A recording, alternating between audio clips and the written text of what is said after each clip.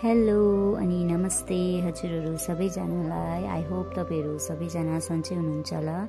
र अहिले चाहिँ म मर्निङ टाइममा ब्लग स्टार्ट गर्दैछु। र अहिले चाहिँ हामी कहाँ जाँदैछौँ भन्दाखेरि हामी चाहिँ back to our work Sikkim जाँदैछौँ हामी। र हेर्दै गर्नु होला हाम्रो भिडियो के कस्तो हुन्छ। अनि मन पर्यो भने लाइक सब्स्क्राइब अनि शेयर गर्नु चाहिँ नबिर्सिनु होला। हाम्रो भिडियोमा धेरै माया दिनु होला। र अहिले भने चाहिँ हामी रङपू आइपुग्यौँ र यहाँबाट चाहिँ हामी अर्को बाटो लिएर जाँदैछौँ। हेर्दै गर्नु होला।